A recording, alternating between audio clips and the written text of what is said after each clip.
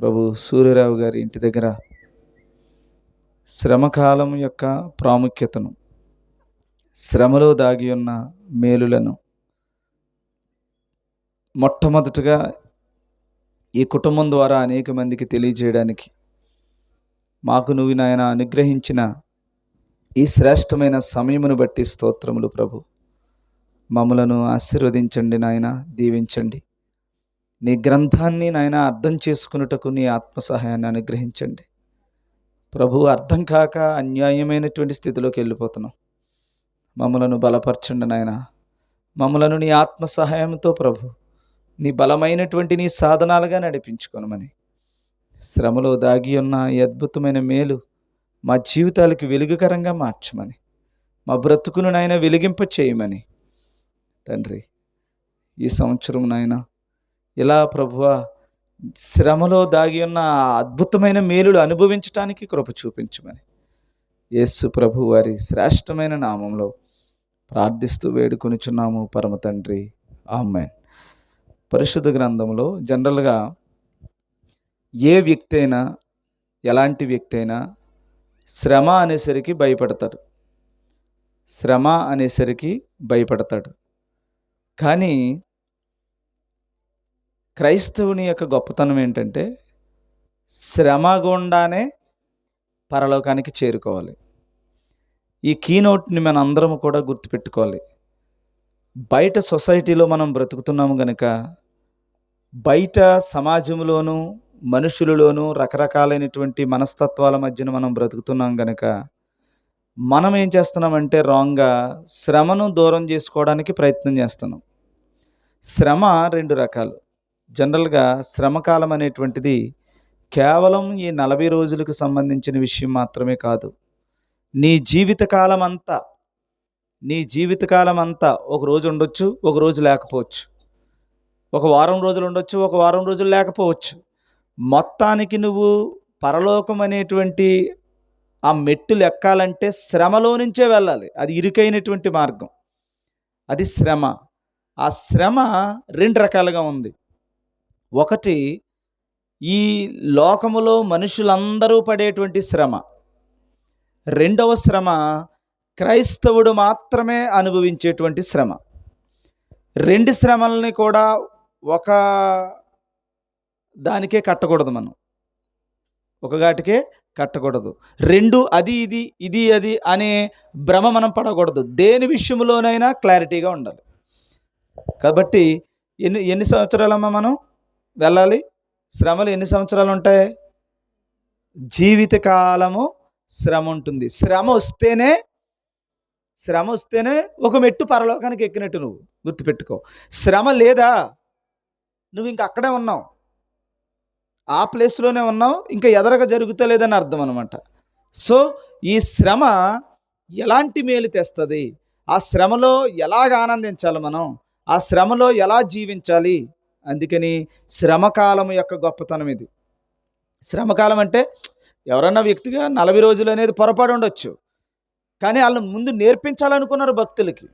అనేక మందిని నడిపించడం కోసం ఈ 40 రోజులు వారి జీవితంలో మార్పు తేవడం కోసం కొంతమంది చేసినటువంటి త్యాగ ఫలితం ఇది.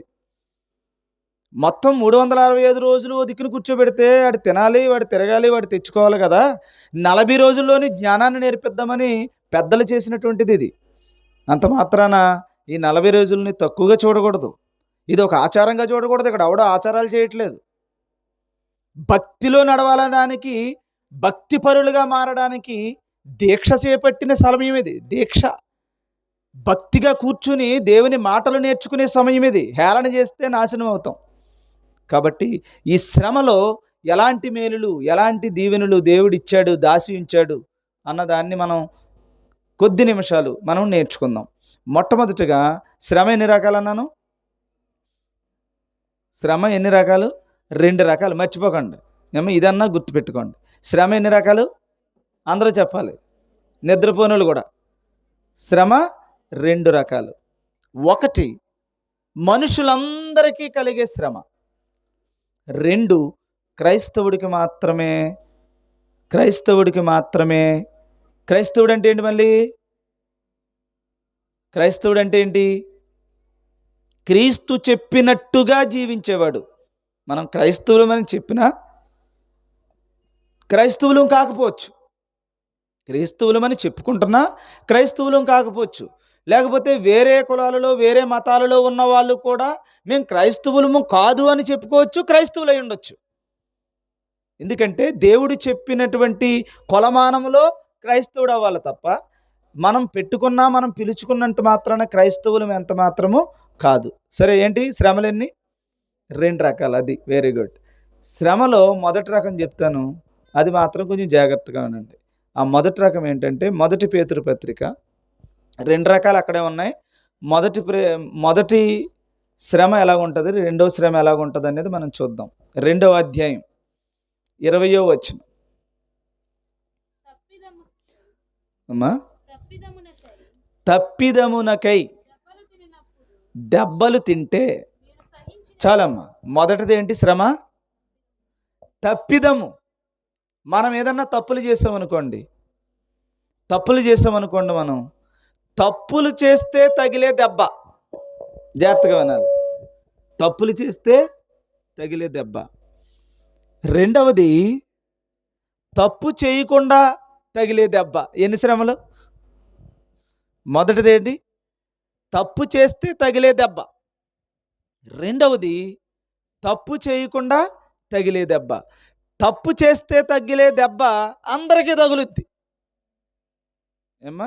అందరికంటే దేవుని మందిరానికి వచ్చిన క్రైస్తవుడు కాకపోయినా వాడు ఎవడైనా ఏ స్థితిలో ఉన్నా, ఏ జాతీయుడైనా, ఏ దేశంలో ఉన్నా, ఏ జాతివాడైనా అందరికీ తప్పు చేస్తే ఎక్కడొక చోట ఆ దెబ్బ, ఆ శిక్ష జరుగుతూ ఉంటుంది.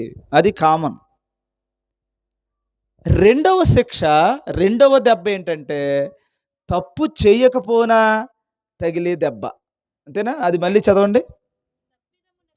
తప్పిదమునకై దెబ్బలు తినినప్పుడు మీరు సహించుకుంటే మీకేం ఫలం? అంటే మొదటి జాతి దెబ్బలు తిన్నా, సహించుకున్నా, బాధ కలిగిన, ఏడుపు వచ్చినా, కన్నీరు వచ్చినా, వేదనలు చెందిన, బాధలు కలిగిన, ఆఖరికి ఆత్మహత్య జరిగినా కూడా అది దేనిని బట్టి? చేసిన తప్పును బట్టి నీవు అనుభవించే, సహించే ఒక దోష సంబంధమైనటువంటి ఒక శిక్ష కదా. ఆ శిక్ష అందరికీ తగులుతుందా? అందరికీ ఉంటుందమ్మా. అది క్రైస్తవులకేనా? మీరు ఎక్కడ చూడలేదా? మిగతా దాంట్లో ఎన్ని బాధలు పడతారు, ఎన్ని దెబ్బలు తింటారో. జైలుకి వెళ్ళి వచ్చిన వాళ్ళు ఉంటారు, మర్డర్స్ చేసిన వాళ్ళు ఉంటారు, భయంకరమైనటువంటి శిక్షలు అనుభవించిన వాళ్ళు ఉంటారు, అండాశల్లో ఉన్న వాళ్ళు ఉంటారు, ఎంతో వేదన చెందినటువంటి వారు ఉంటారు, కుటుంబాల ఆత్మహత్యలు చేసుకున్న వాళ్ళు ఉంటారు. చేసుకున్న తప్పులకు, చేసుకున్నటువంటి భయంకరమైన పనులకు ఆ శిక్ష అనేటువంటిది వారికి జరుగుతుంది. వారికి ఏమి మేలు అంటున్నాడు. అంటే మేలేమీ లేదు పాపం. కష్టపడతారు, బాధపడతారు, ఆత్మహత్య చేసుకుంటారు, ఇబ్బంది పడతారు, వేదన చెందుతారు, రోడ్ల మీద పడతారు, దెబ్బలు తగులుతాయి.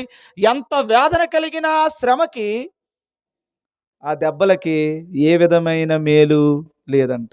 ఇప్పుడు మనం ఏ శ్రమలో ఉన్నాం? అన్ని శ్రమలని కూడా మనం ఒక కాటికి కట్టేయకూడదు. గుర్తుపెట్టుకోండి, ఈ శ్రమ కామన్. ఈ శ్రమ అందరికీ, ఈ లోకంలో పుట్టిన ప్రతి ఒక్కరికి వాడు చేసుకున్న పనులను బట్టి అవన్నీ జరుగుతూ ఉంటాయి. రెండవ శ్రమ ఉంది చూశారు, ఆ రెండవ కష్టం ఉంది చూశారు, అదేంటది? మేలు చేసి బాధపడినప్పుడు మీరు సహిస్తే అది దేవునికి హితం. ఏంటమ్మా అది? హితము. దేవునికి చాలా ఇష్టమంట శ్రమ.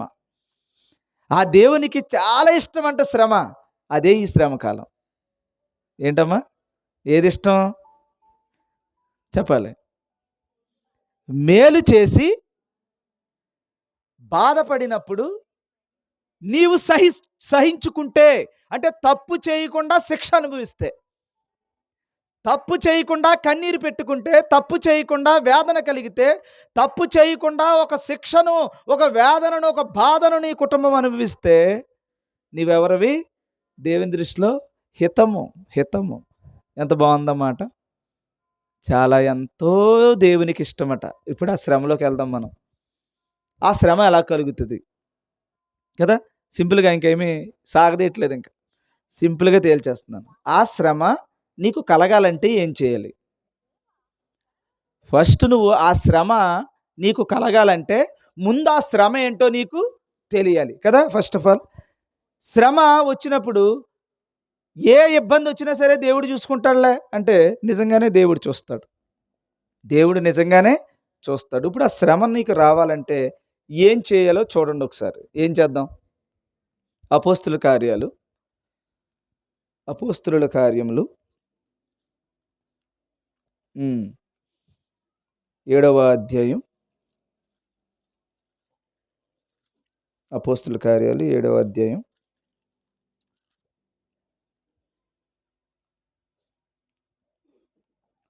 9వ వచనం. ఆ గోత్రకర్తలు మత్సరపడి యోసేపును ఐగుప్తులోనికి పోవుటకు అమ్మివేసిరి. ఎవరిని అమ్మేశారు? జోసెఫ్‌ని ఎవరు అమ్మేశారు? ఆ గోత్రానికి ఉండేటువంటి కర్తలు ఎవరైతే ఉన్నారో వాళ్ళ అన్నదమ్ములు, వారికి సంబంధించినటువంటి వాళ్ళందరూ కూడా ఏం చేశారంటే జోసెఫ్‌ని ఏం చేశారు? అమ్మేశారు. ఎందుకు అమ్మేశారు పాపం? చేసిన తప్పు కోసమా? ఆయనేమన్నా అన్యాయం చేశాడనా? ఆయనేమన్నా ఇబ్బంది చేశాడనా? ఎవరికైనా అన్యాయం చేశాడనా? ఏమీ చేయలేదాయన. ఏమీ చేయలేదు. అన్నదమ్ములకి మంచి చేయాలనుకుని వారికి భోజనం పట్టుకుని వెళ్ళాడు. తండ్రి కొన్నటువంటి అంగీని వేసుకుని ఆనందించాడు. దేవుడు తనకు దర్శనమిస్తే ఆ దర్శనాన్ని తల్లిదండ్రులకి చెప్పాడు. అన్నదమ్ములకి చెప్పాడు. అన్నయ్య నాకిలా కలొచ్చింది. అన్నయ్య నాకిలా కలొచ్చింది. నాన్న నాకిలా కలొచ్చింది అని చెప్పాడు.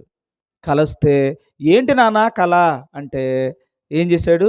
నా పనకి మిగతా వాళ్ళందరూ కూడా ఏం చేస్తున్నారు? నమస్కరించినట్టుగా వచ్చింది. అంటే ఏంటి? నువ్వు నిలబడితే నీకు మేము నమస్కారం చేశామా? అంటే దేవుడు చెప్పినటువంటి మాటను వారికి చెప్పడం వలన వారికి ఏమయ్యాడు? అసూయను పడ్డాడు. అసూయను పొందుకున్నాడు అనమాట. వాళ్ళు అసూయ పడ్డారు ఆయన మీద. అసూయ పడినందుకు నువ్వు నాకంటే గొప్పవాడిగా చెప్పుకుంటావా? ఎప్పుడైనా సరే మీరు గమనించారో లేదో కానీ, ఎప్పుడైనా సరే ఒకడికి మంచి చెప్పామనుకోండి, ఆ మంచి చెప్పినోడి మీదే ఉంటుంది టార్గెట్. ఏమ్మా? చెడ్డవాడినని మనం ఏదైతే ఈ లోకంలో ఉంటామో, చెడులో చెడు కలిసిపోతూ ఉంటుంది. ఎప్పుడైతే అందరిలోనూ కొంచెం మంచిగా బ్రతుకుతామో, అందరికీ విరుద్ధంగా ఒక మంచిగా ఉంటామో, దేవునిలో ఉంటామో, లోకమంతా మనకేమవుద్ది? విరోధమవుద్ది. బైబిల్ చెప్తుంది కదా మాట. ఏమని? మీరు లోకమును ప్రేమిస్తే ఏమవుద్ది? లోకం మీతో స్నేహిస్తుంది. అదే మీరు నన్ను ప్రేమిస్తే లోకము నిన్ను ద్వేషిస్తుంది, శత్రువులు అవుతారు అని చెప్పాడు. అందుకని ఏ ప్లేస్లోనైనా ఎక్కడైనా సరే మనము దేవునిని ప్రేమిస్తే, దేవునికి ఇష్టంగా బ్రతికితే ఆటోమేటిక్గా నీ పక్కన ఉన్నవాడు శత్రువు అవుతాడు. ఎందుకు అవుతాడురా అంటే దేవుణ్ణి ప్రేమించినందుకు, దేవునికి ఇష్ట ప్రకారంగా బ్రతుకుతున్నట్టు. ఎందుకని? ఆడు చేసినట్టు మనం చెయ్యం, ఆడు అనుకున్నట్టు మనం మాట్లాడం, వాడి ఇష్టానుసారంగా మనం వెళ్ళం, మనదంతా వేరేగా ఉంటుంది. వేరేగా ఉన్న కారణంగా వాళ్ళు ఏం చేస్తారంటే మనలను టార్గెట్ చేస్తారు. టార్గెట్ చేస్తారు, టార్గెట్ చేస్తారు, టార్గెట్ చేస్తారు. ఎంత ఏడుపుకైనా, ఎంత వేదనకైనా కారకులు అవుతారు. ఎందుకని? ఎప్పుడైతే నువ్వు నన్ను ప్రేమించావో ఆటోమేటిక్గా నీకు లోకం శత్రువులైపోతారు గనక నిన్ను ద్వేషిస్తారు. ఇప్పుడు దేవుణ్ణి ప్రేమించినందుకు శిక్ష, లేకపోతే లోకమును ప్రేమించినందుకు శిక్ష? దేవునిని ప్రేమించినందుకు వచ్చేటువంటి నిందలైన, అవమానాలైన, కష్టాలైన ఒక మనిషిని బ్రతకలేనంత కష్టం వచ్చేస్తుంది అన్నమాట మనిషికి. ఇది ఇంతకీ మేలు చేసా, దోషము చేసా? ఇప్పుడు ఏ శ్రమలోకి వచ్చినట్టు? దేవుడు మెచ్చే, దేవుడు మెచ్చుకునే, దేవునికి హితమైన శ్రమ వారి జీవితాలను ఎంతో ఆశీర్వాదకరంగా మారుస్తుంది. రెండో శ్రమలోకి వచ్చాం అంటే తప్పకుండా పరలోకానికి వెళ్ళేది. ఎందుకంటే దేవుడు స్నేహితుడు అవుతాడు, లోకమేమో శత్రువులు అవుతారు అన్నమాట. కాబట్టి ఇక్కడ ఏమంటున్నాడంటే, జోసెఫ్ ఎప్పుడైతే దేవునిని ప్రేమించాడో, దేవునికి ఇష్టంగా బ్రతుకుతున్నాడో, ఉన్నది ఉన్నట్టుగా చెప్పాడో, ఒక ప్రత్యేకమైన శైలి కలిగి ఉన్నాడో, ప్రత్యేకమైన ఆశీర్వాదాలలో దేవుని యొక్క కాపుదలలో ఉన్నాడో, అన్నదమ్ముల మధ్యనే వచ్చేసింది ఇబ్బంది. చివరికి నాన్న దగ్గరికి వెళ్ళి నాన్నతో కూడా చెప్పాడు. ఏమన్నాడంటే, సూర్యుడు చంద్రుడు కూడా లోబడ్డాయి అన్నాడు. అప్పుడు వాళ్ళు అన్నారు, సూర్యుడైతే తండ్రినైన నేను, చంద్రుడైతే అమ్మరా అంటే అమ్మ నాన్న కూడా నీకు లోబడ్డారా?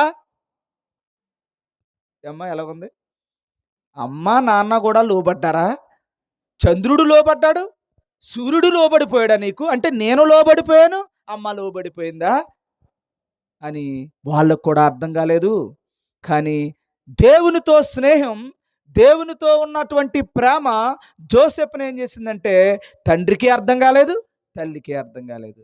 అంటే అమ్మ నేను నీకు నమస్కారం పెడతామేంట్రా అని జోసెఫ్ని అపార్థం చేసుకున్నారు. కానీ నిజానికి తల్లి తండ్రి అన్నదమ్ములతో సహా ఒకరోజు నమస్కరించే రోజు వారికి వచ్చింది. జోసెఫ్ చెప్పింది నిజమా కాదా? నిజమే. కానీ దానివల్ల ఎంత నష్టపోయాడు, ఎంత కష్టపడ్డాడు, ఎంత ఇబ్బంది పడ్డాడు. అందుకని దేవుని యొక్క వాక్య ప్రకారంగా బ్రతకాలనుకున్న ప్రతి ఒక్కడికి ఈ శ్రమ వస్తుంది. ఏ శ్రమ? ఈ శ్రమ వస్తుంది అనమాట.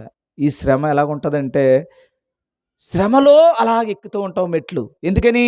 చెయ్యని దానికి ఎప్పుడైనా నువ్వు శిక్ష అనుభవిస్తే, చెయ్యని దానికి ఎప్పుడైనా ఒక మాట పడితే, చెయ్యని దానికి ఎప్పుడైనా ఒక నింద పడితే, నీ అంత ధన్యుడు ఇంకొకడు లేడు అని దేవుని యొక్క వాక్యం మనకి చెప్తుంది. అప్పుడు జోసెఫ్ ఏమైంది? అమ్మివేసిరి. దేవుడు అతనికి తోడయ్యుండి అతని శ్రమలన్నింటిలో నుండి తప్పించి, ఏ శ్రమలో నుంచి తప్పించాడు?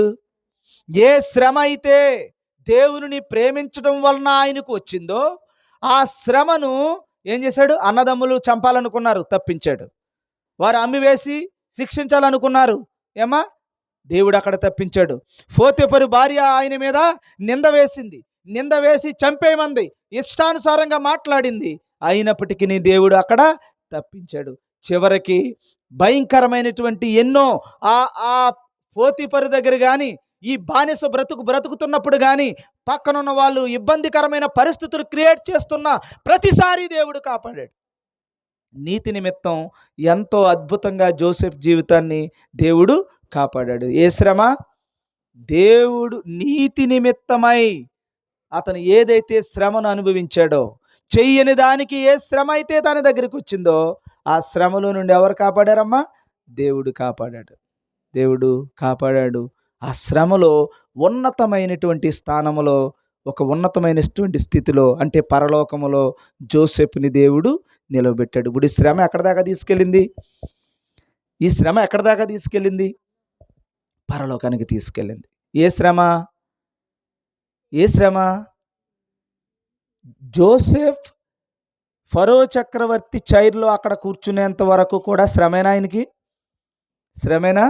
శ్రమేనమ్మా కదా? మధ్యలో ఏమైనా రిలాక్సేషన్స్ ఉన్నాయా? ఏమీ లేవు. అయితే జోసెఫ్ గనుక తల్లిదండ్రుల దగ్గరే ఉండుంటే పరలోకానికి వెళ్ళి ఉండేవాడు అంటారా? అన్నదమ్ములు అసూయ పడకపోతే ఫరో చక్రవర్తి చైర్ ఎక్కేవాడు అంటారా? అక్కడికి ఎక్కేవాడు కాదు. దేవుడు ఎలా గెంటాడు? ఇక్కడ ఉన్నవాడిని అక్కడికి గెంటాడు. ఏడ్చుకుంటూ వెళ్ళాడు అక్కడికి? నవ్వుతూ వెళ్ళాడా? నవ్వుకుంటూ వెళ్ళాడు. అన్నదమ్ములు అమ్మేశారు. అక్కడి నుంచి మళ్ళీ ఇంకో చోటకి వెళ్ళాడు. అక్కడి నుంచి మళ్ళీ పోతీఫరు దగ్గరికి వెళ్ళాడు. పోతీఫరు దగ్గర నుంచి ఇంకో చోటకి వెళ్ళాడు, జైల్లోకి వెళ్ళాడు. అక్కడి నుంచి అలా అలా అలా అలా పరలోక రాజ్యానికి చేరుకున్నాడు. ఎస్, నువ్వు కూడా అంతే. ఈ శ్రమ ద్వారా నువ్వు పడుతున్నటువంటి ప్రతి బాధకి ఒక చోట నుంచి ఒకటికి మొత్తానికి నువ్వు పరలోకానికి దేవుడు నిన్ను చేరుస్తాడు. శ్రమేనా నిన్ను చేర్చేది? ఇంకేమన్నా సుఖమా? కాబట్టి శ్రమ నీకు చాలా అద్భుతమైనది. జోసెఫ్ని పరలోకానికి చేర్చింది. పాత నిబంధన గనుక రెండూ ఒకసారి జరిగినట్టుంది. బాధపడతాం అక్కడే కనపడుతుంది. ఫరో చక్రవర్తికి అక్కడ అధికారిగా నిలబడడం రెండు ఒకచోట కనపడతాయి. కానీ క్రొత్త నిబంధనకు వచ్చేసరికి శ్రమ ఈ లోకములో కనపడుతుంది, పరలోకములో ఉండేటువంటి జీవితం తర్వాత నీకు యేసు ప్రభు వచ్చిన తర్వాత తెలుస్తుంది అన్నమాట అది. కాబట్టి ఇప్పుడు జోసేపు పరలోకానికి చేరుకోవడానికి శ్రమ, ఆనందమా, లోక సంబంధమైనటువంటిదా? శ్రమ మాత్రమే. ఇప్పుడు రెండో రకమా మొదటి రకమా చెప్పండి? చేసిన దానికి శిక్ష అనుభవించి వెళ్ళాడా, లేకపోతే చెయ్యని దానికి శిక్ష అనుభవించుకుంటూ వెళ్ళాడా? చెయ్యని దానికి ఉన్నాడు గనుక జోసెఫ్ పరలోకానికి చేరుకున్నాడు. మరి ఇప్పుడు అలాంటి శ్రమ కావాలా నీకు? లేకపోతే ఈ లోకంలో నువ్వు జీవిస్తున్నంత కాలం, నువ్వు అనుభవిస్తున్నంత కాలం ఎక్కువ పని చేసావు నడువు నొప్పి వచ్చింది, లేకపోతే ఎక్కువగా తిన్నావు కడుపు నొప్పి వచ్చింది, లేకపోతే ఎవరినో తిట్టవాడు నిన్ను తిట్టాడు, ఎవరినో ఏదో అన్నవారేమో నిన్ను బాధించారు, ఇవన్నీ ఈ శ్రమలు అనుభవించుకుంటూ నరకానికి వెళ్ళిపోతావా? లేకపోతే నిన్నెవరన్నా అంటే సహించి, నిన్నెవరైనా హింసిస్తే బాధపడకుండా, దేవునిని స్తుతిస్తూ, ఈ లోకాన్ని ప్రేమించకుండా దేవుణ్ణి ప్రేమిస్తూ దేవునికి ఇష్టంగా బ్రతికితే పరలోకానికి వెళ్తావా? నీకు ఏదనేది నీ చేతుల్లోనే ఉంది. ఇంకొక ఎగ్జాంపుల్ చెప్పి ముగిస్తాను. అపోస్తుల కార్యాల్లోనే అపోస్తుల కార్యములు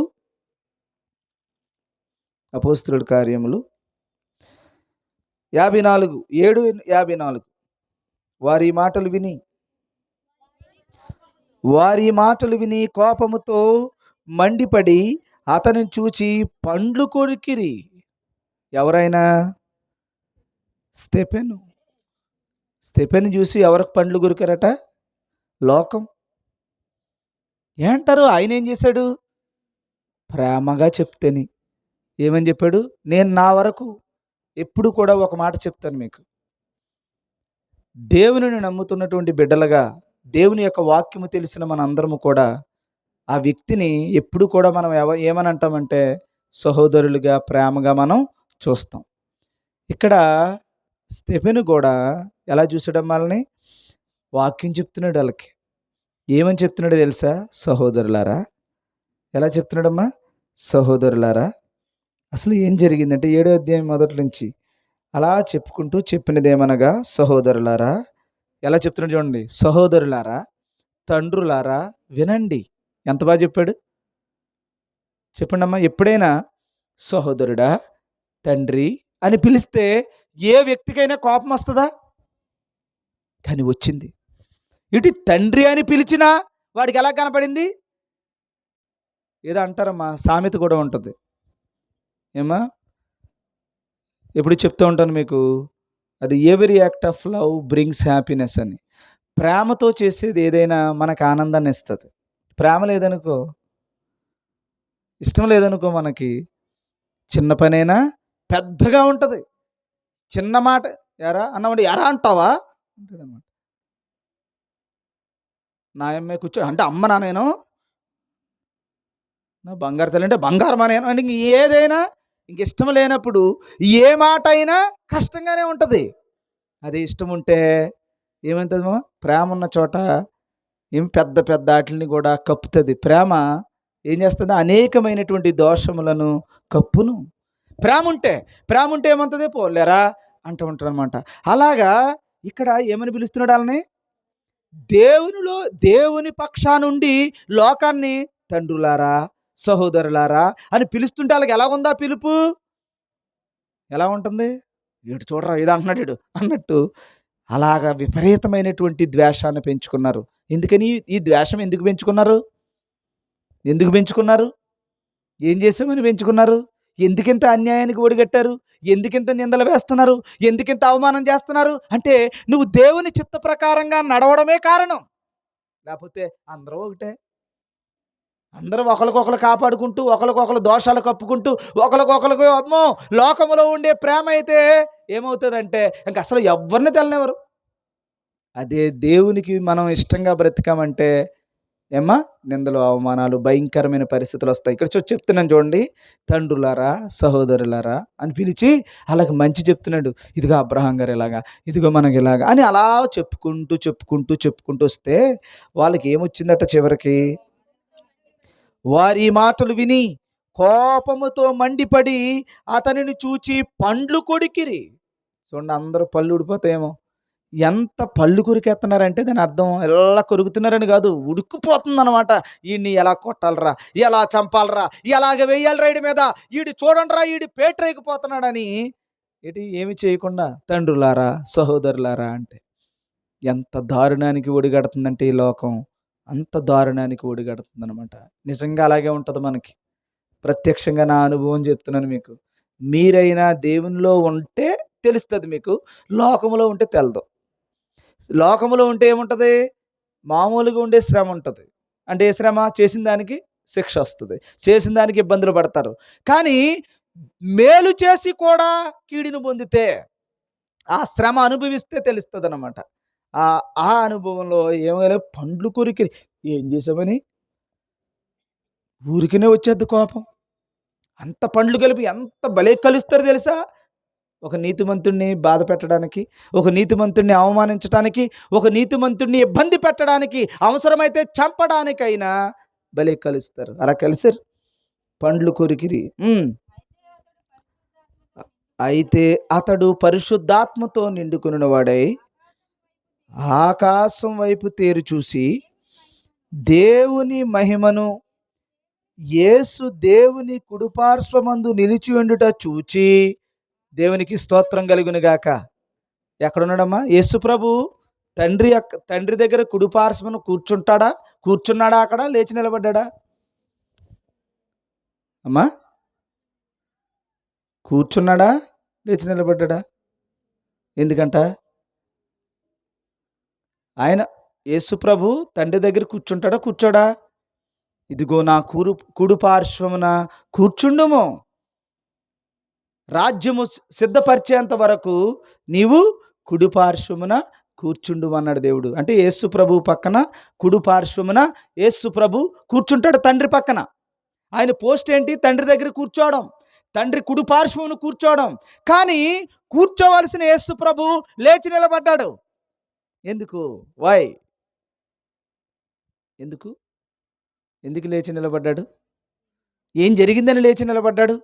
ఎప్పుడైనా సరే మనం ఏదన్నా ఒక క్రికెట్ మ్యాచ్ కానీ, లేకపోతే ఊర్లో ఏదన్నా మ్యాచ్ కానీ, లేకపోతే ఇంకొకటి కానీ ఏదైనా మన ఊరికి సంబంధించినటువంటిది కానీ ఏదన్నా జరుగుతున్నప్పుడు వాళ్ళు ఏం చేస్తాం మనం? అది మన ఊరు వాళ్ళు ఎవరన్నా మ్యాచ్ గెలిచేలాగా ఉందనుకోండి, ఏం చేస్తారు? గ్యాలరీకి వచ్చి చప్పట్లు కొట్టి లేచి నిలబడి మనం ఆరాట పడతాం కదా. మీరందరూ క్రికెట్ మ్యాచ్ చూసినా, లేకపోతే మీ ఊర్లో ఏదన్నా ఎడ్ల పందాలు అది ఉంటే తెలిసిన మీకు, అసలు నిలబడతారా కూర్చుంటారా? దిక్కున కూర్చోరు. ఎందుకు కూర్చోరు చెప్పండి? ఎందుకు కూర్చోరు? అంతెందుకండి, మీ పాప ఏదన్నా క్రిస్మస్ సంబంధించింది ఏదో డ్యాన్స్ వేస్తుంది అనుకోండి, కూర్చుంటావా? దిక్కునే అలా కూర్చుంటావా? కూర్చోవు. లేదు లేదు, నువ్వేం చేస్తావు? మీ పాప ఏదైనా చేస్తుంటే నువ్వు సంతోషంతో ఒక తండ్రిగా, ఒక తల్లిగా నువ్వేం చేస్తావు? ఎంతో సంతోషం వచ్చేస్తుంది. కుర్చీలో కూర్చోలేవు, ఎంతో ఎంకరేజ్ చేయాలనిపిస్తూ ఉంటుంది. ఈ లోపల సరిగ్గా ఏదన్నా కాలుకి ఏదన్నా అడ్డొస్తుంది అనుకో, కుర్చీలో కూర్చుని అడ్డొచ్చింది అనుకుంటావా? అనుకో. ఏం చేస్తావు? పక్కకి తీస్తావు. ఒక తండ్రిగా, ఒక తల్లిగా నీ బిడ్డను డ్యాన్స్ వేస్తుంటే, లేకపోతే ఏదైనా జరుగుతుంటుంటే, మంచి పని చేస్తుంటే అలా మురిసిపోతావో, అలాగే యేసు ప్రభు కుర్చీలో కూర్చోలేకపోతున్నాడట. ఎలాగా? లేచి నిలబడుతున్నాడు. లేచి నిలబడతాం ఎందుకు? శ్రమ లేకుండా చేసేయచ్చు కదా. చేయట్లేదు. ఏం చేస్తున్నాడు? ఈ శ్రమ వాడిని నా దగ్గరికి తీసుకొస్తుంది. ఆ శ్రమలో ఆడు ఓడిపోకుండా, ఆ శ్రమలో ఆడు నిలబడాలని యేసు ప్రభు పరలోకము లేచి నిలబడింది ఈ శ్రమను అనుభవించి వాడిని చూసి. యేసు ప్రభు లేచి నిలబడ్డాడు, తండ్రి కుడి పార్శ్వమున లేచి నిలబడి చూస్తున్నాడు ఈ శ్రమ. అది శ్రమకాలం గొప్పతనం. అనే ఒక అపోస్తలుడు కానీ, ఒక భక్తుడు కానీ చెయ్యని దానికి శిక్ష అనుభవిస్తుంటే, నిందన అనుభవిస్తుంటే, దేవుని ప్రేమించిన దానికి వాడికి శ్రమలు వస్తుంటే, ఆ శ్రమను చూసి యేసు ప్రభు లేచి నిలబడ్డాడు కూర్చున్నవాడు. చూడండి అది ఏమనుంది? దేవుని మహిమను యేసు దేవుని కుడిపార్శ్వమందు నిలిచి ఉండుటను చూచి, ఏమందమ్మా? దేవునికేమో మహిమ. చూడండి, చాలా జాగ్రత్త విషయం అది. దేవునికేమో మహిమ, ఇంకొకరికి ఎవరికి? యేసు ప్రభువేమో దేవుని కుడిపార్శ్వమందు నిలిచి ఉండుటయు చూచుచున్నానని చెప్పాను. ఎవరు చూస్తున్నారు? ఎవరు చూస్తున్నాడు? ఈ వ్యక్తి స్టెఫెన్ చూస్తున్నాడు. చూసారండి, శ్రమ అనిపించినప్పుడు ఎవరిని చూస్తావు నువ్వు? శ్రమను అనుభవించినప్పుడు ఎవరిని చూస్తున్నాడమ్మా ఆయన? ఎవరిని చూస్తున్నాడు? దేవునికేమో మహిమ. చూడండి అమ్మా, దేవునికి మహిమ అంటే అది. దేంట్లో మహిమ దేవునికి? నువ్వు శ్రమ అనుభవించినప్పుడు. ఏ శ్రమ అనుభవించాలి? నువ్వు చేసిన దోషమునకు నువ్వు అనుభవించే శ్రమ, చెయ్యని దానికి నువ్వు అనుభవించే శ్రమ. అది చెయ్యని దానికి అనుభవించే శ్రమ. అందుకని మనల్ని చెయ్యని దానికి ఎవడైనా ఒక మాట అంటే సంతోషమా కాదా? ఎవరి వైపు చూస్తున్నాడు ఈయన? మనుషులందరూనేమో స్టెఫెన్ వైపు చూస్తున్నారు. స్టెఫెన్ ఏమో మనుషుల వైపు చూడట్లేదు. ఎవరి వైపు చూస్తున్నాడు? దేవునికి మహిమ ఎలా తేవాలి అని చూస్తున్నాడు. యేసు ప్రభువు లేచి నిలబడడం చూస్తున్నాడు. ఎందుకని? పరిశుద్ధాత్మ వశుడై ఉన్నాడు. చూసారండి, ఈ శ్రమ దేవునిని మహిమపరచడానికి వస్తుంది. దేవునిని ఎందుకు వస్తుంది ఈ మహిమ? దేవునిని మహిమపరచడానికి వస్తుందట ఈ శ్రమ. అందుకని ఈ శ్రమలో నువ్వు ఏం చేయాలని కోరుకుంటున్నాడు దేవుడు? ఏం చేయాలని కోరుకుంటున్నాడు? చూడండి ఏం చేశాడు. చదవమ్మా. దేవుని కుడి పార్శ్వమందు నిలిచిండుట చూచి ఆకాశము తెరబడుటయు మనుష్య కుమారుడు దేవుని కుడి పార్శ్వమందు నిలిచి ఉండుటయు చూచుచున్నానని చెప్పాను. ఏంటమ్మా, ఏం చేస్తున్నాడు ఆయన? యేసు ప్రభు తండ్రి అయినటువంటి దేవుని ఎదుట కుడి పార్శ్వమందు నిలిచినున్నాడని పరిశుద్ధాత్మలో చూస్తున్నాడు. అంటే అక్కడ గ్యాలరీలో తండ్రి అయినటువంటి దేవుడు, తన కుమారుడైన యేసు ప్రభు ఇద్దరు కూడా ఇక్కడ స్టెఫెనుకు జరుగుతున్నటువంటి శ్రమను కన్నులారా చూస్తున్నారు. ఇప్పుడు ఓడిపోతాడా గెలుస్తాడా? ఇది ఉత్కంఠ. ఏమా, ఇండియా గెలుస్తుందా పాకిస్తాన్ గెలుస్తుందా? ఏది గెలుస్తుంది చెప్పండి?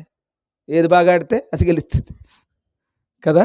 ఇక్కడ దేవుని పక్షాన నిలవబడిన వాడు గెలవాలి. ఒక వ్యక్తి నిత్యరాజ్యంలోనికి ప్రవేశించాలని స్టెఫెను కోసం ఏం చేస్తున్నారు?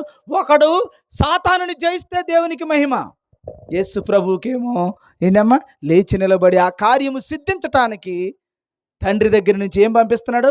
పరిశుద్ధాత్మను యేసు ప్రభు పంపించాడు. నిజంగా చెప్తున్నానమ్మా, మనం ఈ లోకంలో శ్రమ అనుభవిస్తే తండ్రిని దేవునికి మహిమట, యేసు ప్రభు లేచి నిలబడతాడట.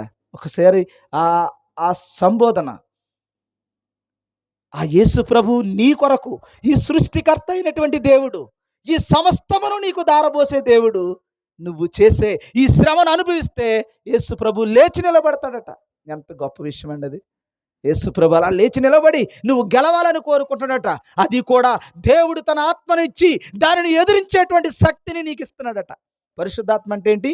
దేవుని యొక్క ఆత్మను. యేసు ప్రభు లేచి నిలబడి చూస్తున్నాడటండి. ఇక్కడ జరుగుతున్న సీన్ అంతానే చూస్తూ అప్పుడు అంటున్నాడు, మనుష్య కుమారుడు దేవుని కుడి పార్శ్వం ముందు నిలిచి ఉండేటి చూచుచున్నానని చెప్పాను. అప్పుడు వారు పెద్ద కేకలు వేసి, చూడండి ఆయన ఏమంటున్నాడు, వీళ్ళు ఏం చేస్తున్నారు చూడండి. ఇంకా చూడండి, సిద్ధపడిపోయాడు.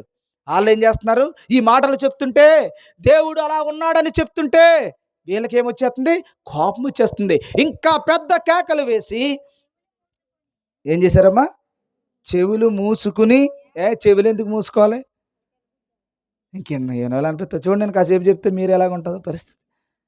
చెవులు మూసుకుని ఏకముగా అక్కడ ఉన్న వాళ్ళందరూ కూడా, అంటే ఏకముగా ఉన్నారంటే లోకములో ఉన్న వాళ్ళందరూ కూడా అతని మీద పడి పట్టణపు వెలుపలికి అతనిని వెళ్ళగొట్టి రాళ్ళు రువ్వి చంపారు. చేసిన దానిక చేయని దానిక అది శ్రమ.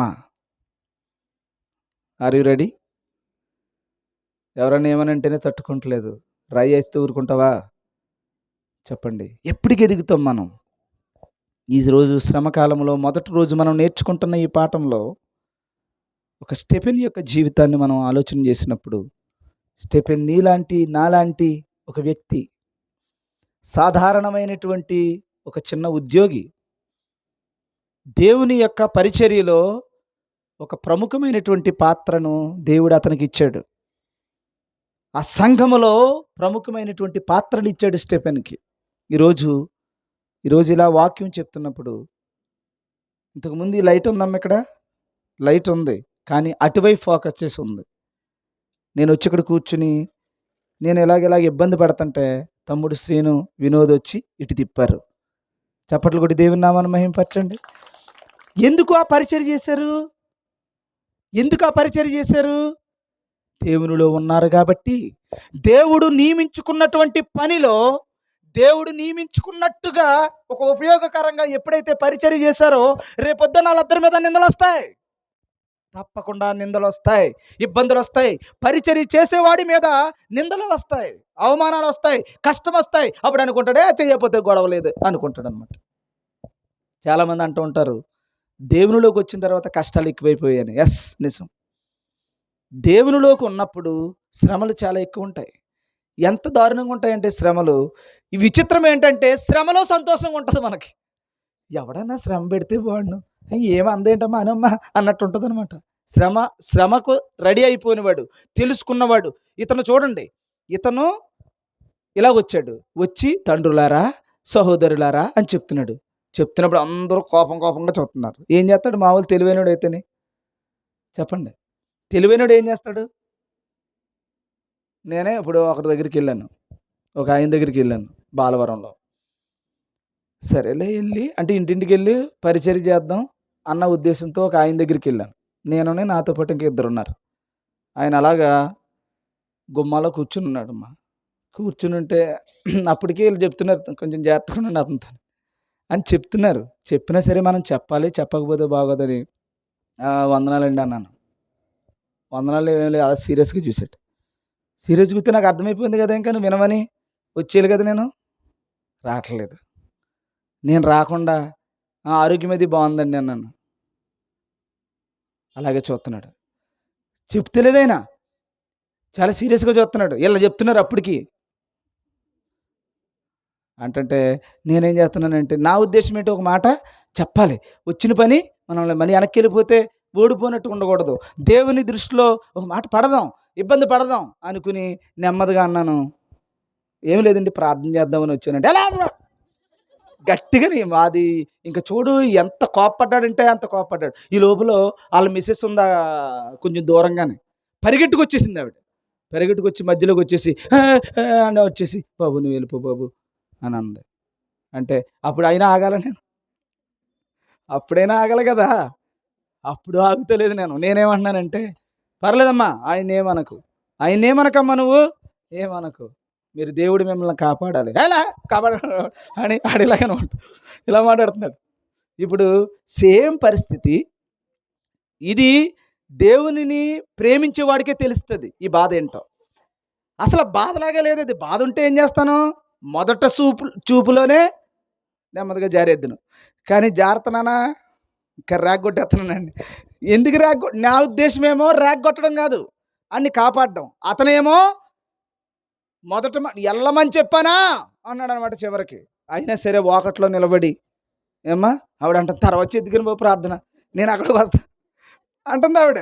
అబ్బాయి లేదమ్మా ప్రార్థన చేసేయాల్సిందే అన్నాను. అప్పుడు వీళ్ళిద్దరికీ చెప్పాను, ఏమ్మా ఇలా రండిరా ప్రార్థన చేసుకుందాం అంటే గుమ్మాలో ఉన్నాడు, అలాగే చూస్తున్నాడు. ప్రార్థన చేసేసానమ్మా. ప్రార్థన చేసి నీ లోపల కొట్టేస్తాడు అనుకున్నాను నేను. కానీ వీళ్ళిద్దరు ఉన్నారనే ఎందుకో నువ్వు ఇప్పుడు చూడు వాకింగ్ చెప్తుంటే నా వెనకాల తమ్ముడు ఉన్నాడు, నా వెనకాల సంఘం ఉందని ఎలా ధైర్యం ఉంటుందో. ఏమ్మా నా కొరకు ప్రార్థన చేసే సంఘం ఉందని నాకు ఏ ధైర్యం లేదు. నా ఇల్లు ఉందని కానీ, నాకు భార్య ఉందని కానీ, నా కుటుంబం ఉందని ధైర్యం ఉండదు నాకు. నా సంఘం ఉంది అనిపిస్తుంది నాకు దేని విషయంలోనైనా. ఇప్పుడు కూడా నేను అక్కడ కారు ఆపగానే ఇద్దరు వచ్చారు తమ్ముళ్ళు, రాగానే వీళ్ళు ఉన్నారా అనిపించింది. ఎంత ధైర్యం ఉంటుందంటే సేవలో పరిచర్యలో నా పని నేనే చేసుకుని, నా బైబిల్ నేనే పట్టుకుని, నా లైట్ నేనే కట్టుకుని, నా ఇదేం చేయను అనుకోండి, ఒక్కడో లేడురా నా కోసం, నిలబడేవాళ్ళు లేడురా, పరిచర్య చేసేవాళ్ళు లేడురా అని బాధపడతాం. కానీ టక్కుమని వచ్చారు, తీసుకొచ్చారు. ఇది ఇక్కడ నాకు ఇబ్బంది కలుగుతుంది, టక్మని చేశారు. మైక్ పని చేయలేదు, మైక్ పెట్టారు.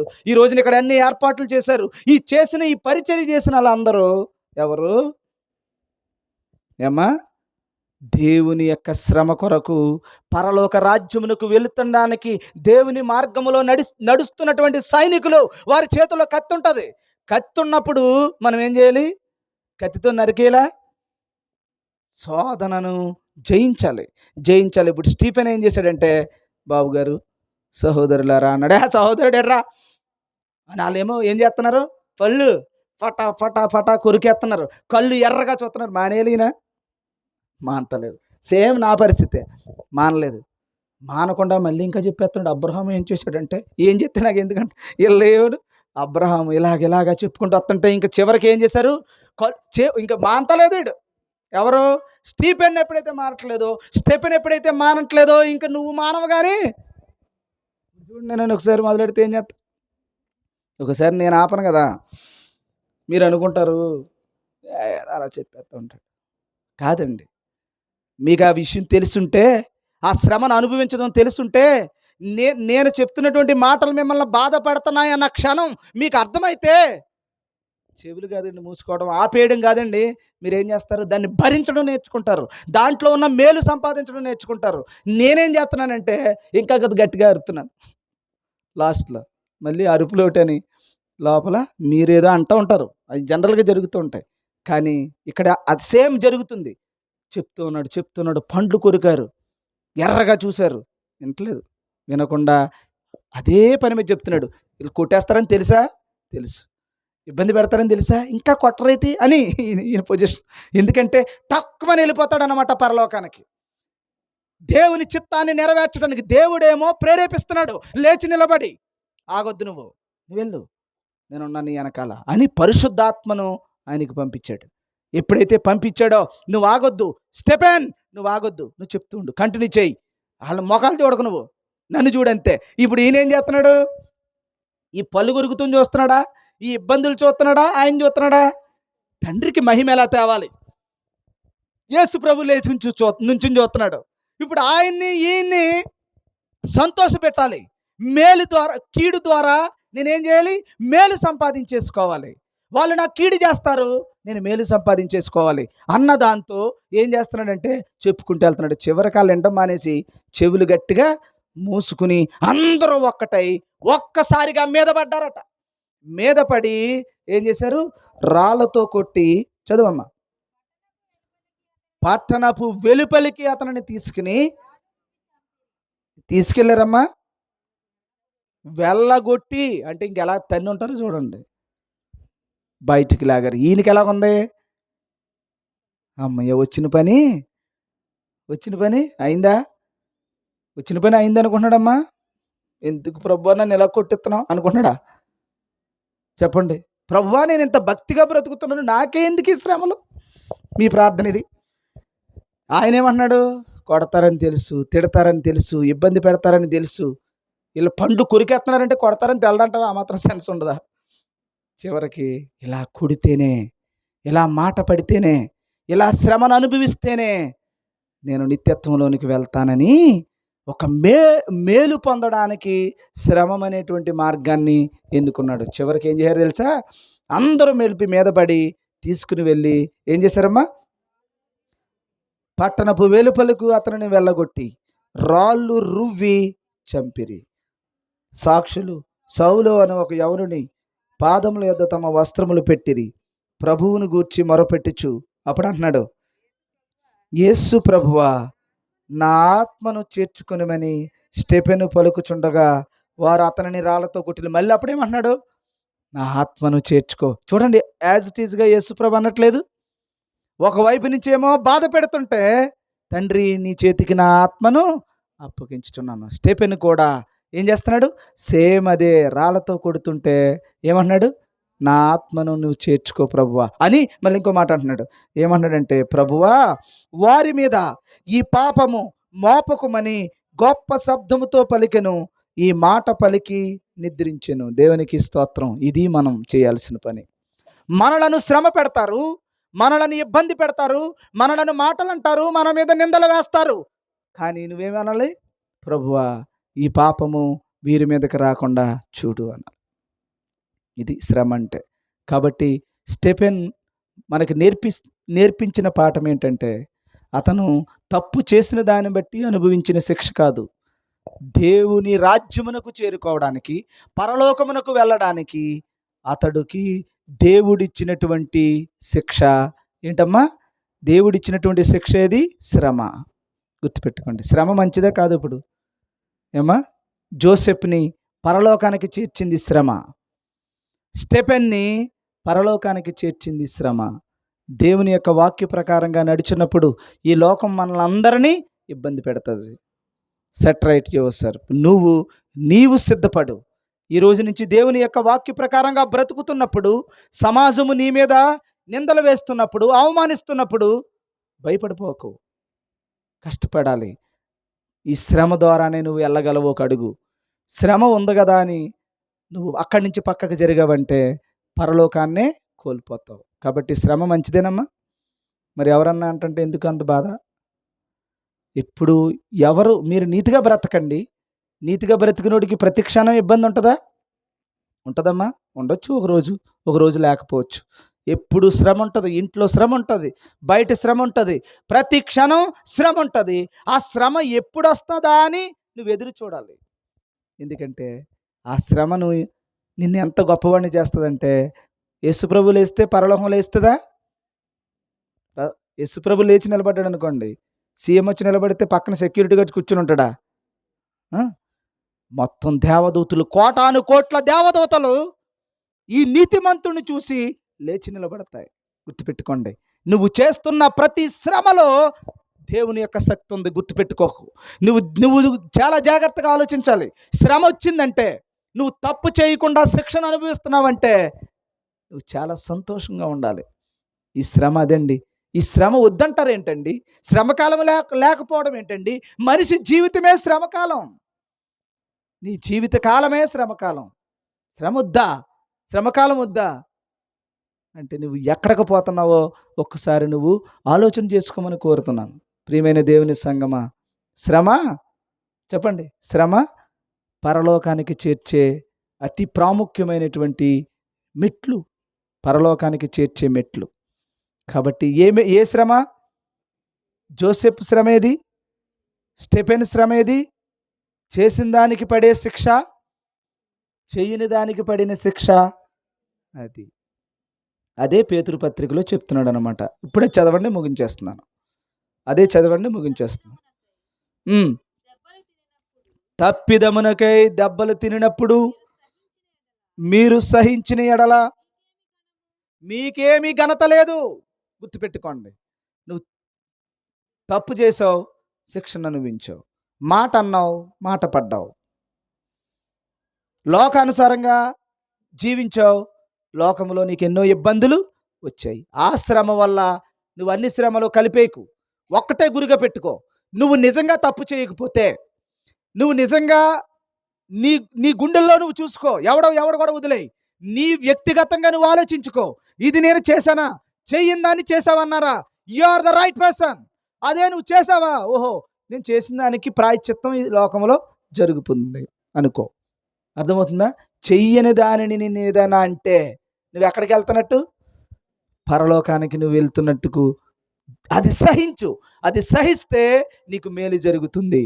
రివెంజ్ తీర్చుకోకు. ఎవరి మీద అన్యాయంగా మాట్లాడకు.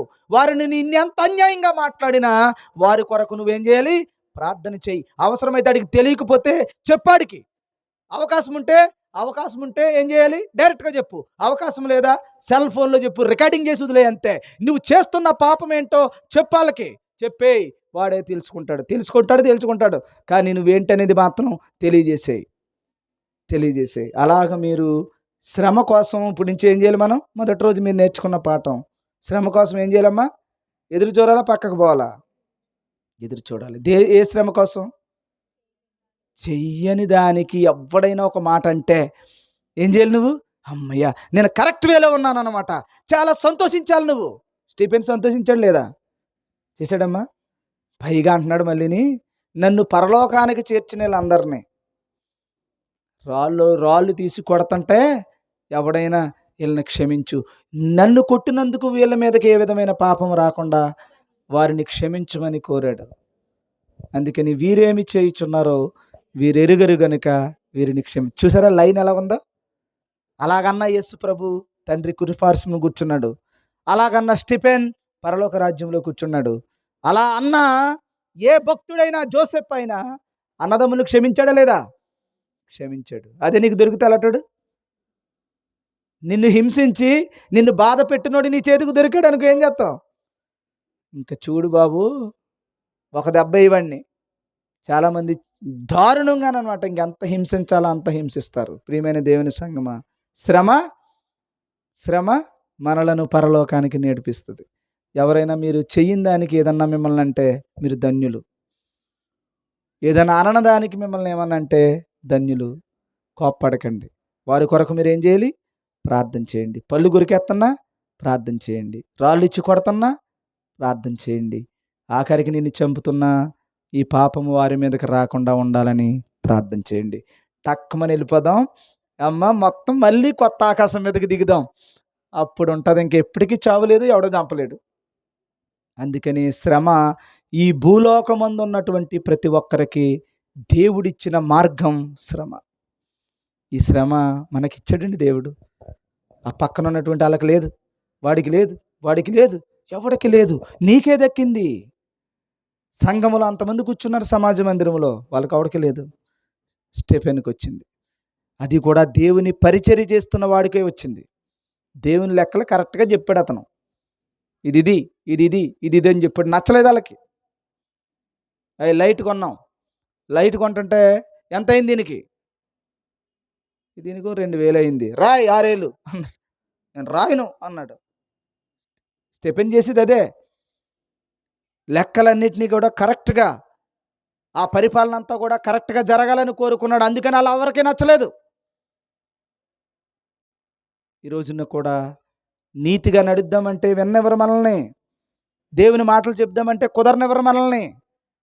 నలుగురు కూర్చున్న చోటకి నేను రాను, అపహాస్యకులు కూర్చున్న చోట నేను కూర్చోను అని పక్కకు పోతే ఊరుకోరు నిన్ను. కూర్చోవలసింది వాళ్ళతో. కూర్చుంటే నువ్వు పోతావు, కూర్చుంటే నరకానికి వెళ్తావు, కూర్చోకపోతే వీళ్ళ దగ్గర చేస్తావు. ఏం చేస్తావు? అలాగే వచ్చింది నాకు కర్మ. అర్థమవుతుందా? కూర్చోలేం, అండ్ పొగడలేం, ఆడన్న మాటకు ఓకే అనలేం. అనకపోతే ఏం చేస్తాడు? ఏం చేస్తాడు? నిన్ను టార్గెట్ చేస్తారు. గుర్తుపెట్టుకోండి. ఎవరి దగ్గర మనం ఎవడు ఏం చేయగలుగుతాడు? ఎవడైనాని మహా అయితే చంపుతాడు. అంతేనా? అంతేనమ్మా? యేసు ప్రభువుకే ఉన్నతమైనటువంటి స్థితినిచ్చింది యోధా సామ్రాజ్యం. ఏమ్మా? స్టెఫెన్కి సమాజ మందిరం, దేవుని మందిరమే అటువంటి శిక్షణ ఇచ్చింది. జోసెఫ్ అన్నదమ్ములే ఇచ్చారు. ఈరోజు నీకు ఎవరు ఇవ్వబోతున్నారు? నా అనుకున్న వాళ్ళు ఇవ్వచ్చు, లేకపోతే ఎవరైనా ఇవ్వచ్చు. ఎక్కడొక చోట దేవుడు నీకు శ్రమను ఏర్పాటు చేస్తాడు. కాబట్టి మేలు ఏం చేయాలమ్మా? మేలు ఏం చేయాలి? కీడు నిమిత్తమా మేడు నిమిత్తమా?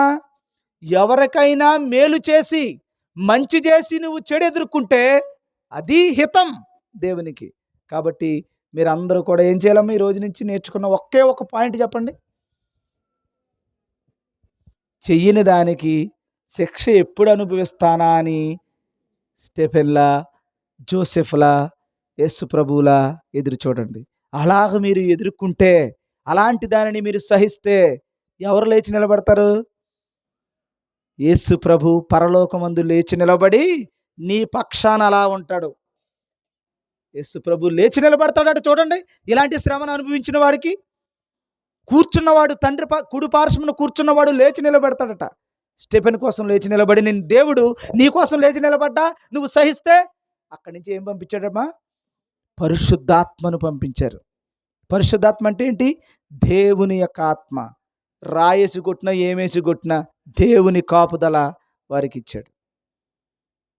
పరవశుడైపోతాడు అనమాట. ఇంకా మరణం అనేది లెక్క చేయడు. మరణం కోసం ఎదురవుతాడు. రాళ్ళు మొక్కలు వెనక్కిపోవాలి కానీ ఆయన వెనక్కిపోవడం. అలా ఉంటుంది పరిశుద్ధాత్మ వస్తే. ఈ చూసేవాడికి ఎలా కనిపెడుతుంది అంటే, రాళ్ళు ఇచ్చుకుంటే ఎర్ర పాపం అంటాడు. పాపం కాదు ఏమ్మా, వీరమరణం. దేవునికి స్తోత్రం కలుగును గాక. అలాంటి ఉన్నతమైన స్థితిని సంఘానికి దేవుడు ఇవ్వాలని. పొరపాటున మళ్ళీ చెప్తున్నాను, చెయ్యని దానికి ఎవరైనా ఒక మాట అంటే మోకాళ్ళు వేసేయండి. అంతకంటే ధన్యత మరొకటి లేదు. శిక్ష, నువ్వు చేసిన దానికి శిక్ష పడితే అను, ప్రభువా చేశాను, ఇది నాకు తగును అనుకో. చెయ్యకపోతే గనుక నవ్వొచ్చేయాలి నీ ముఖంలో. ఎలాగొచ్చేయాలి? నవ్వొచ్చేయాలి. నవ్వొచ్చేయాలంటే ఎలాగ? నవ్వు పిచ్చోళ్ళకి కాదు. ఎలాగా నవ్వు రావాలంటే ఎలాగమ్మా? ప్రభువా నన్ను ఎన్నుకున్నావా? ఈ ఊర్లో ఇంతమంది ఉన్నారు, ఇంతమందిలోని నాకేనా ఇది? ప్రభువా నేను అంత గొప్పోడిని అనుకోలేదు ప్రభువా, కానీ అందరిలోనూ నన్ను ప్రత్యేకించుకున్నావు. నీకు చాలా వందనాలని సంతోషంగా ఈ పనిని చక్కబెట్టడానికి నువ్వెంతో సంతోషించాలి. స్టెఫెన్ చేయని గుర్తుపెట్టుకోండి, జోసెఫ్ చేయని గుర్తుపెట్టుకోండి. ఈ శ్రమ నాకు ఏమ్మా చేసిందైతే తగుననుకో, చెయ్యని దానికొస్తే మహాభాగ్యం అనుకో, అది తండ్రికి మహిమనుకో. యేసు ప్రభు లేచి నిలబడి నీ కొరకు పరిశుద్ధాత్మను పంపించాడని గురిగా సంతోషంగా ముందుకెళ్ళిపో. పైగా ఆ శిక్ష అనుభవిస్తున్నప్పుడు నన్ను అన్నందుకు వీరికి ఏ విధమైన పాపం రాకుండా చూడు అని ప్రార్థన చేయి. ఈ మాట మాత్రం గుర్తుపెట్టుకో. అప్పుడు మృతుడయ్యాడట. దేవుడు మనందరినీ అట్టి విధంగా నడిపించునుగాక. శ్రమ ఎంత గొప్పదమ్మా, చాలా గొప్పది. ఆ శ్రమను వద్దనుకోకండి, శ్రమ పోవాలని ప్రార్థన చేసుకోకండి. శ్రమ కాలమే నీ జీవితాన్ని నిర్ణయించే అత్యున్నతమైనటువంటి దేవుని యొక్క చిత్తం. గుర్తుపెట్టుకోండి. అట్టి విధంగా మనందరము నడుద్దాం. ఈ రోజున దేవుడు మనకిచ్చినటువంటి శ్రేష్టమైన మాట ఏంటంటే, తప్పు చేసి శిక్షణ అనుభవించడం వల్ల నీకే విధమైన ఉపయోగము లేదు. తప్పు చేయకుండా ఎవరైనా నిన్ను నిందించినా, కష్టపెట్టినా, ఇబ్బంది పెట్టినా అది మహాభాగ్యం అనుకో. ఎందుకంటే దేవునికి అది హితము. యేసు ప్రభు లేచి నిలబడి దీంట్లో నీకు పరిశుద్ధాత్మను పంపించి పరలోక రాజ్యపు వారసత్వాన్ని దేవుడు నీకు ఇవ్వబోతున్నాడు. దేవుని కొడుకు అవుతున్నావు నువ్వు. ఈ సృష్టి అంతా నీదే, సర్వస్వాన్ని దేవుడు నీకు ఇవ్వబోతున్నాడు. దేని ద్వారా? శ్రమ ద్వారా. కాబట్టి ఇట్టి శ్రమ దేవుడు మనకు అనుగ్రహించునుగాక. ఆమేన్. ప్రార్థించుకుందాం. ప్రేమ కలిగిన తండ్రి పరిశుద్ధుడా, నీ ఘనమైన నామమునకు స్తోత్రాలయ్యా. ప్రభువా అని పిలిచే ధన్యత మాకు అనుగ్రహించండి. నీ బలమైన నీ దక్షిణహస్తాన్ని మాకు అనుగ్రహించండి ప్రభు. ఒక స్టెఫెనులా, ఒక జోసెఫ్లా, ఒక తండ్రి భక్తుడుగా మా జీవితాలను మార్చండి. ఇట్టి శ్రమను మాకు అనుగ్రహించండి నాయన. ఇదిగో ప్రభువా, ఈ కూడికను ఏర్పాటు చేసుకున్న సూర్యరావు గారిని అలాంటి సైనికుడిగా మార్చండి. అలాంటి ప్రభు తన భార్యను ఒక సైనికురాలుగా మార్చండి. చెల్లి నాయన దివ్యను మార్చండి. తమ్ముడు చిన్నిని మార్చండి. తనకిచ్చిన బిడ్డలను మార్చండి. ఇటువంటి శోధనలు, ఇటువంటి నాయన శ్రమలు ఏ కుటుంబానికి వచ్చినా మహాభాగ్యమని ఎంచుకునే ధన్యతను అనుగ్రహించండి నాయన. లోకముకి శ్రమ అంటే పరుగులు తీస్తాడు నాయన. లోకములో నిన్ను నమ్మినటువంటి బిడ్డలైతే శ్రమ కొరకు పరిగెడతారు ప్రభువా. శ్రమ ఎప్పుడు వస్తుందని ఎదురు చూసేవాడు క్రైస్తవుడు తండ్రి. ఇట్టి శ్రమ కాలాన్ని ప్రతి కుటుంబము రావాలని కోరుకునే ధన్యత మాకు అనుగ్రహించండి. ఎందుకంటే ఈ భూమి అంతమైపోతుంది, ఈ లోకం అంతమైపోతుంది నాయన. ఈ సర్వస్వము కాలిపోబోతుంది. ఆ రోజు నిలబడే ఆ రాజ్యం, ఆ రోజు నిలబడే ఈ మహా మహా మహా గొప్ప సామ్రాజ్యం, దానికి వారసుడుగా నేను రాబోతూ ఉన్నాను ప్రభు. ఆ శ్రమను అనుభవించిన వాడే రాబోతున్నాడు, శ్రమను భరించిన వాడే రాబోతున్నాడు. తప్పు చేసి శిక్ష అనుభవించిన వాడు పనికిరాడు. తప్పు చేయకుండా శిక్షను అనుభవించిన వాడే ఆ సామ్రాజ్యపు వారసుడు తండ్రి.